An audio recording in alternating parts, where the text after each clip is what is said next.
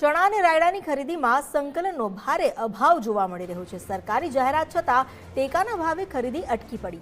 ખેડૂતોને ખરીદી માટે હજુ સુધી મેસેજ નથી મળ્યા। સોમવારથી ખરીદી શરૂ કરવાની જાહેરાત માત્ર કાગળ પર રહી। કૃષિ વિભાગના અણઘડ વહીવટથી રાજ્યના ખેડૂતો પરેશાન બન્યા છે। વરસાદની આગાહીને કારણે મેસેજ ન મોકલાયાનો દાવો કરવામાં આવ્યો છે। જોકે તંત્રની બેદરકારીને કારણે ખેડૂતોમાં ભારે રોષ જોવા મળ્યો। બુધવારથી મેસેજ મોકલ્યા બાદ ખરીદી શરૂ થવાની સંભાવના છે। જાહેરાત છતાં એક પણ ખેડૂત પાસેથી ખરીદી નથી થઈ।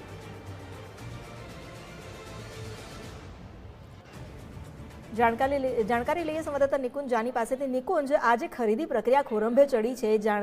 જાહેરાત તો કરી દેવામાં આવી, પરંતુ ખેડૂતો હજુ પણ નારાજ છે કારણ કે પ્રક્રિયા શરૂ નથી થઈ।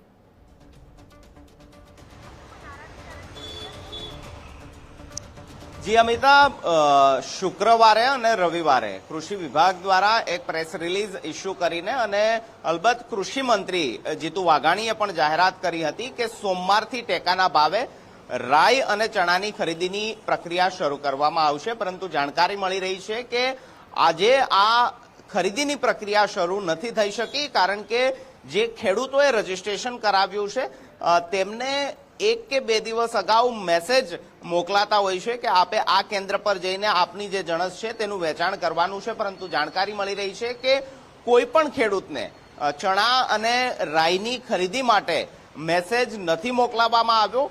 કૃષિ વિભાગના સૂત્રો પાસેથી એ પ્રકારની જાણકારી મળી રહી છે કે એમનો એ પ્રકારનો દાવો છે કે જે પ્રકારે કમોસમી વરસાદની પરિસ્થિતિ છે, આગાહી છે, તેને ધ્યાનમાં રાખીને જે ખેડૂતો છે તેને મેસેજ નથી મોકલાવવામાં આવ્યા, તેમને ખરીદી માટે નથી બોલાવવામાં આવ્યા, તે પ્રકારનો તેમનો દાવો કરી રહ્યો છે। પરંતુ આ બાબત કૃષિ વિભાગને અગાઉથી જાણ હતી, છતાં પણ તેમને રવિવારે એ પ્રકારની જાહેરાત કરી હતી કે સોમવારથી ટેકાના ભાવે ચણા અને રાઈની ખરીદીની પ્રક્રિયા શરૂ કરવામાં આવશે। પરંતુ હકીકત એ છે કે આજે આ પ્રક્રિયા શરૂ નથી થઈ શકી।